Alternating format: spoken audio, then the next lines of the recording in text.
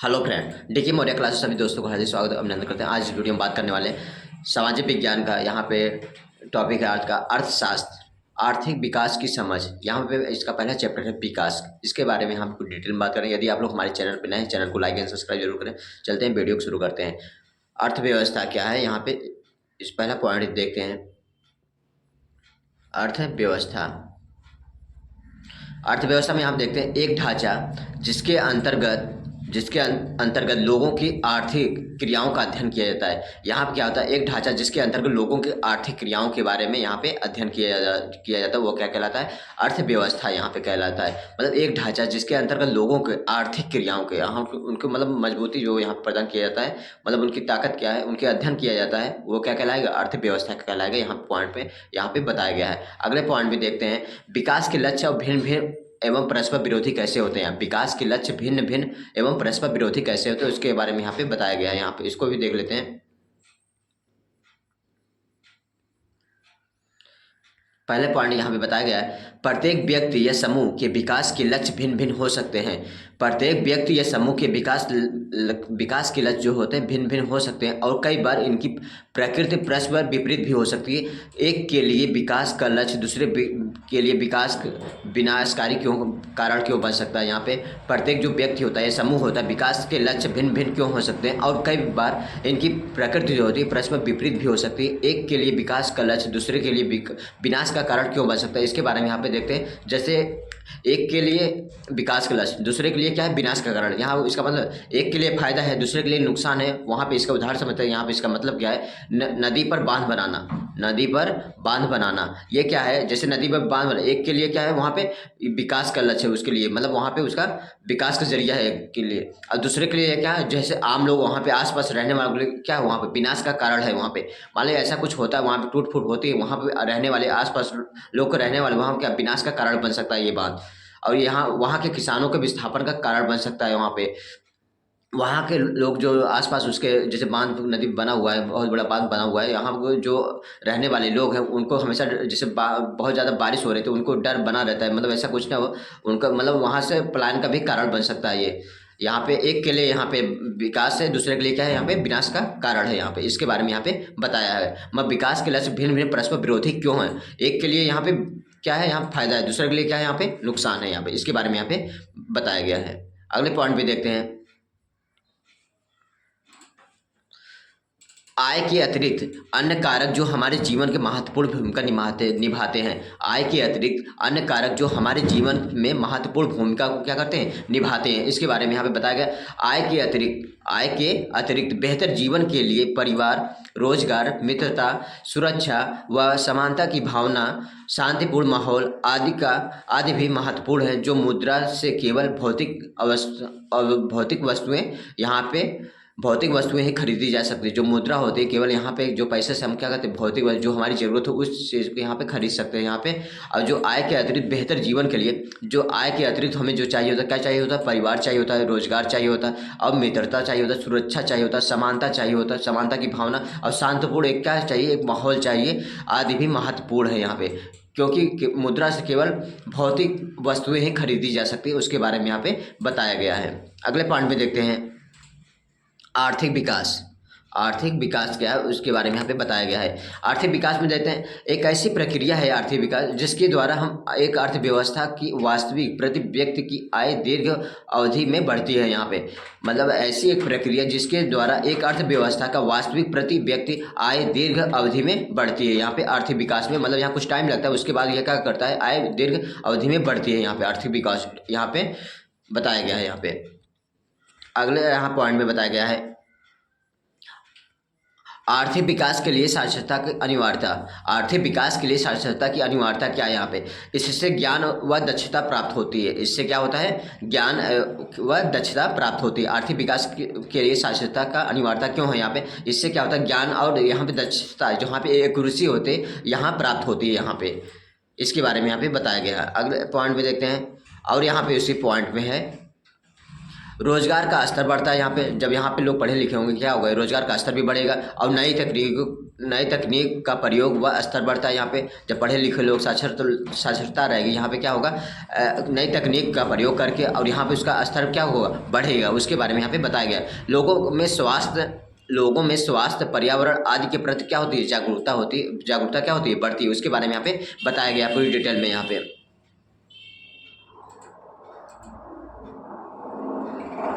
और यहाँ पे बताया गया है लोगों में स्वास्थ्य पर्यावरण आदि की जागरूकता क्या होती है, बढ़ती है। उसके बारे में यहाँ पे बताया गया है। नए नए उद्योगों को स्थापित करने की क्षमता क्या होती है, बढ़ती है। नए नए उद्योगों को स्थापित करने की क्षमता क्या होती है, बढ़ती है। इसके बारे में यहाँ पे बताया गया है। अगले पॉइंट में बताया गया है आय एक देश की आय क्या है। एक देश की आय क्या है, यहाँ पे इस पॉइंट में देखते हैं क्या बताया गया है। यहाँ पे एक देश की आय क्या है, उसके बारे में यहाँ पे देख लेते हैं क्या पॉइंट है। यहाँ पे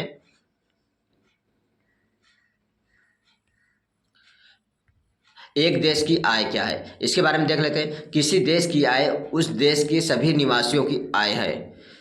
किसी देश की आय उस देश के सभी निवासियों क्या है, यहाँ पे आय है। इससे हमें एक देश की कुल आय ज्ञात होती है। इससे हमें क्या होती है, इससे देश की कुल आय ज्ञात होती है। इसके बारे में यहाँ बताया गया एक देश की आय क्या है। किसी देश की आय उस देश के सभी निवासियों की आय है। इससे हमें देश की कुल आय क्या होती है, ज्ञात होती है। इसके बारे में यहाँ पे बताया गया है। अगला पॉइंट में देखते हैं देशों के मध्य विकास को नापने वाला कारक। देश के मध्य विकास को नापने वाला कारक, इसको हम देख लेते हैं।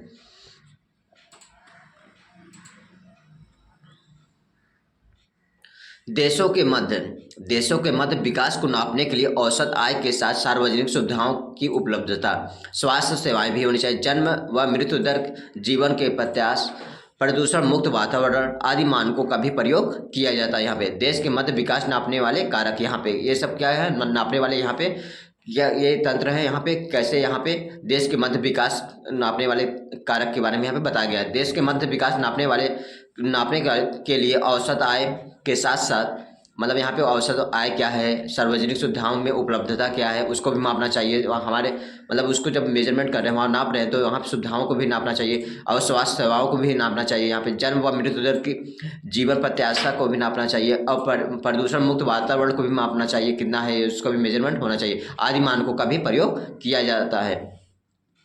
अगला टॉपिक है यहाँ पे देश की औसत आय की गणना। देश की औसत आय की गणना, इसके बारे में देख लेते हैं। देश की औसत आय की गणना में यहाँ प्रत्येक देश के लिए औसत आय की गणना अंतर्राष्ट्रीय मुद्रा डॉलर में की जाती है। प्रत्येक देश के लिए औसत आय की गणना अंतर्राष्ट्रीय मुद्रा डॉलर में की जाती है। इसके बारे में यहाँ पे पॉइंट में कवर किया गया है। अगला टॉपिक है यहाँ पे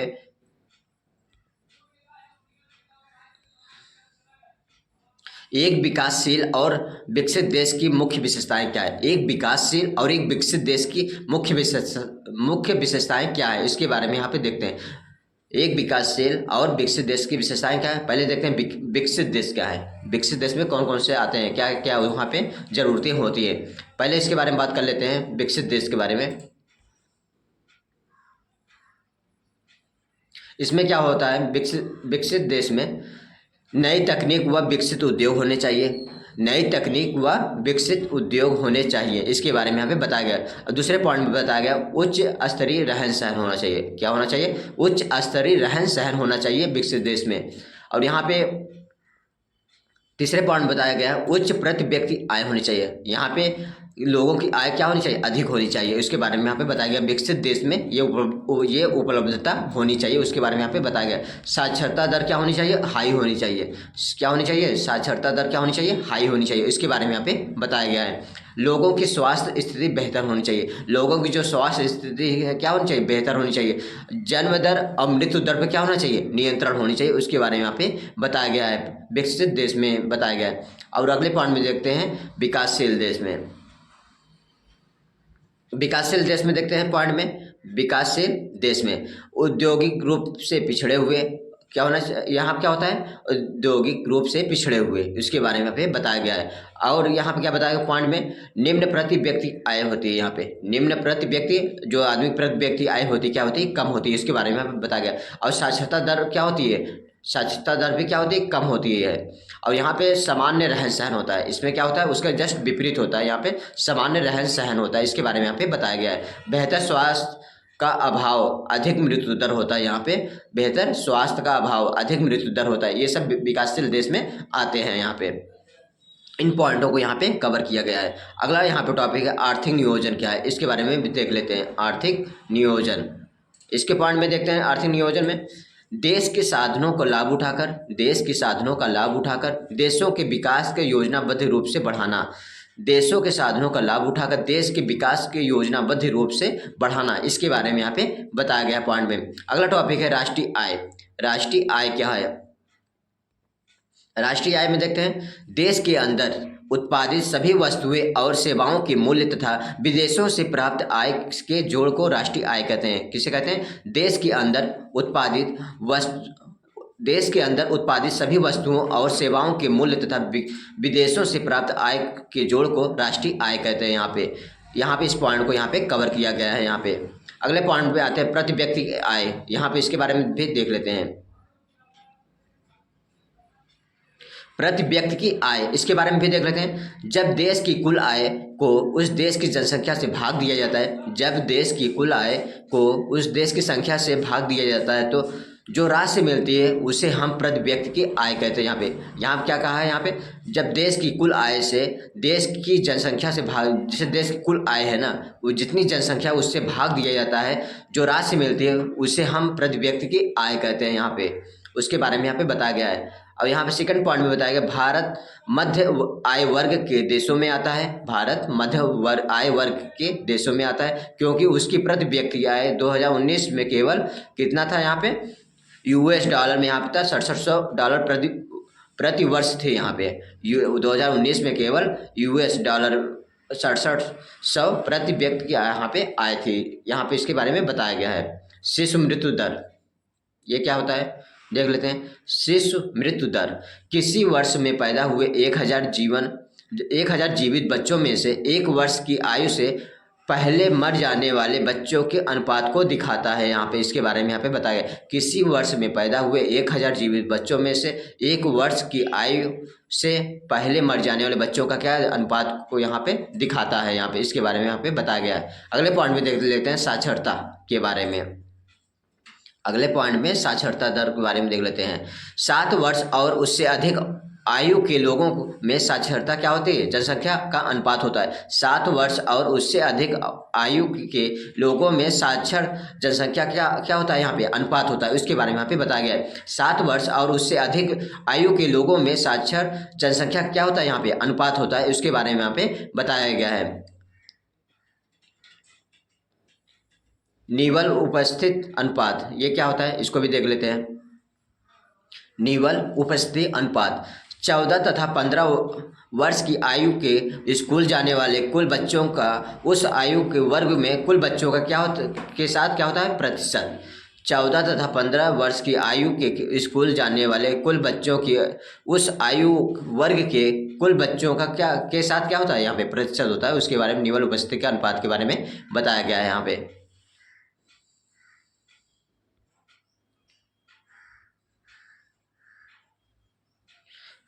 BMI ये देख लेते हैं। एक यहाँ पे एक मेजरमेंट यहाँ पे, इसके बारे में देख लेते हैं।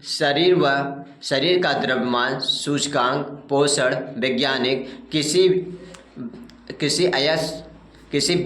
वयस्क यहाँ पे है, किसी वयस्क के अल्पपोषित होने की जांच कर सकते हैं। यहाँ पे यदि हम इसे 18.5 से कम है तो यहाँ पे व्यक्ति क्या होगा, कुपोषित होगा। यहाँ पे एक मेजरमेंट है। यहाँ पे 18.5 से कम है तो यहाँ पे क्या होगा, व्यक्ति कुपोषित होगा। अगर ये 25 से ऊपर है तो क्या होगा, मोटापे से ग्रस्त होगा। यहाँ पे इसके बारे में यहाँ पे बताया गया है। ये शरीर के द्रव्यमान सूचकांक पोषण वैज्ञानिक है। यहाँ पे इसके बारे में यहाँ पे बताया गया है।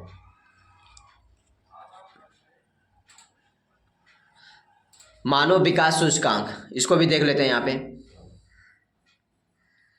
आय व अन्य कारकों की सांकेतिक सूची, इसके आधार पर किसी देश की उसकी गुणवत्ता के आधार पर वर्गीकृत किया जाता है।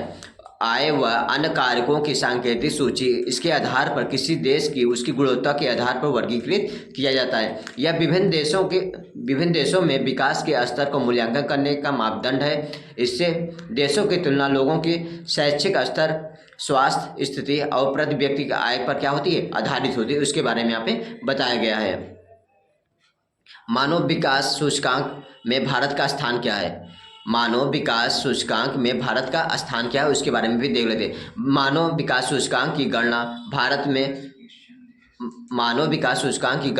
में कितना था स्थान? 136वां स्थान था। यहाँ पे मानव विकास सूचकांक की गणना में भारत का कौन सा स्थान था? 136वां स्थान था। अगला टॉपिक में देखते हैं, विकास की धारणीयता क्या है। यहाँ पे विकास की धारणीयता क्या है? विकास की धारणीयता से अभिप्राय है कि पर्यावरण को नुकसान पहुंचाए बिना विकास करना, वर्तमान पीढ़ियों की ज़रूरत के साथ साथ भावी पीढ़ियों की ज़रूरत को क्या करना, ध्यान में रखना। इसके बारे में यहाँ पे बताया गया है विकास की धारणीयता में। अगला यहाँ टॉपिक है, विकास की धारणीयता की विशेषताएं क्या है। विकास की धारणीयता की विशेषताएं क्या है? यहाँ पे पॉइंट में बताया गया, संसाधनों के विवेकपूर्ण उपयोग होना चाहिए। जो संसाधन है वहाँ पे क्या होना चाहिए, इसे सावधानी पूर्वक यहाँ पे यूज करना चाहिए। उसके बारे में यहाँ पे पहले पॉइंट में कवर किया गया है। अगले पॉइंट में यहाँ पे बताया गया है, नवीनीकरण साधनों का अधिकतम उपयोग होना चाहिए। जो नए साधन इक्विपमेंट आ रहे हैं, साधनों का अधिकतम उपयोग होना चाहिए। उसके बारे में यहाँ पे बताया गया है। वैकल्पिक साधनों को ढूंढने में मदद करना चाहिए। यहाँ पे वैकल्पिक साधनों के ढूंढने में मदद यहाँ पे इस पॉइंट में कवर किया है। संसाधनों के पुनः उपयोग व चक्रीय प्रक्रिया को क्या करना चाहिए, बढ़ावा देना चाहिए। उसके बारे में यहाँ पे विकास की धारणीयता में बताया गया है, उसके विशेषताओं के बारे में। अगले पॉइंट में देखते हैं, नवीनीकरण साधन क्या है, इसको भी देख लेते हैं। नवीनीकरण साधन, भूमिगत जल नवीनीकरण का साधन का उदाहरण है। यहाँ पे भूमिगत जल नवीनीकरण साधन क्या है, यह उदाहरण है। फसल और पौधों की तरह इन साधनों को पुनः पूर्ति प्राकृतिक करती है, लेकिन यहाँ भी इन साधनों का अति उपयोग कर सकते हैं। यहाँ पे भूमिगत जल नवीनीकरण क्या है, यहाँ पे साधन का उदाहरण है। यहाँ पे जैसे फसल और पौधों की तरह इन साधनों का पुनः पूर्ति प्रकृति करती है, लेकिन यहाँ भी इन साधनों का अति उपयोग करते हैं। उदाहरण के लिए भी देख सकते हैं यहाँ पे, उदाहरण के लिए भूमिगत जल का यदि बरसात द्वारा हो रही पुनः पूर्ति के लिए अधिक प्रयोग करते हैं। यहाँ पे उदाहरण के लिए भूमिगत जल का यदि बरसात द्वारा हो रही पुनः पूर्ति के लिए अधिक प्रयोग करते हैं, जो हम इस साधन का अति उपयोग करते हैं। यहाँ पे इसका मतलब यहाँ पे है भूमिगत जल का यदि बरसात द्वारा हो रही पुनः पूर्ति, जैसे बारिश यहाँ पे हो रही ना, नवीनीकरण यहाँ पे साधन में, यहाँ पे जैसे पानी का होता है, पानी का आदमी कुछ क्या करते हैं वहाँ पे स्टोर भी कर लेते हैं। यहाँ पे उसके बारे में अति उपयोग भी कर रहे होंगे, इसके बारे में यहाँ पे बताया होगा। गैर नवीनीकरण साधन ये क्या है, उसके बारे में देख लेते हैं। गैर नवीनीकरण साधन, यहाँ पे जो बताया गया है इंपॉर्टेंट पॉइंट बताया गया है। गैर नवीनीकरण साधन वो है जो कुछ ही वर्षों के प्रयोग के पश्चात समाप्त हो जाती है। गैर नवीनीकरण साधन वो है जो कुछ ही वर्षों के प्रयोग के पश्चात समाप्त हो जाती है। इन संसाधनों का धरती पर एक निश्चित भंडार है। यहाँ पे क्या है, एक धरती पे क्या है, एक निश्चित भंडार है, उसके बारे में है। यह इनकी पुनः पूर्ति नहीं हो सकती। गैर नवीनीकरण साधन वो है जो कुछ ही वर्षों के प्रयोग के पश्चात समाप्त हो जाते हैं। इन साधनों के धरती पर एक निश्चित भंडार होता है, इनकी पुनः पूर्ति नहीं हो सकती। इसके बारे में यहाँ पे बताया गया है पॉइंट टू पॉइंट। यहाँ पे यदि आप लोग यूपी बोर्ड की एग्जाम तैयारी करते हैं, आप लोग हम यहाँ पे सोशल साइंस के यहाँ पे टॉपिक बाय टॉपिक यहाँ पे आप लोग डेली हम वीडियो अपलोड करते रहेंगे, आप लोग यहाँ से देख सकते हैं। और मेरा जो लाइव क्लास चलता है शाम को 7 बजे से लेकर 8 बजे तक चलता है, आप लोग शाम का टाइम चलता है। आप लोग अगर ज्वाइन करना चाहते हैं ज्वाइन कर सकते हैं। और यहाँ पे मेरे वीडियो के डिस्क्रिप्शन में टेलीग्राम लिंक है, वहाँ से आप लोग ज्वाइन हो सकते हैं। यदि आप लोग कोई भी सब्जेक्ट का PDF चाहिए, आप लोग क्लास यूपी बोर्ड की तैयारी कर रहे हैं, तो आप वहाँ पे टेलीग्राम पे वहाँ पे कमेंट कर सकते हैं, वहाँ पे आप लोगों को PDF मिल जाएगा वहाँ पे। यदि आप लोग पास सिलेबस नहीं, मॉडल पेपर नहीं, प्रीवियस क्वेश्चन नहीं, वहाँ पे कमेंट करिएगा। आप लोग ये सब टॉपिक की अगर लोग PDF चाहिए तो वहाँ पे मिल सकता है। हम अपनी वीडियो को यहाँ समाप्त करें। थैंक यू, जय हिंद।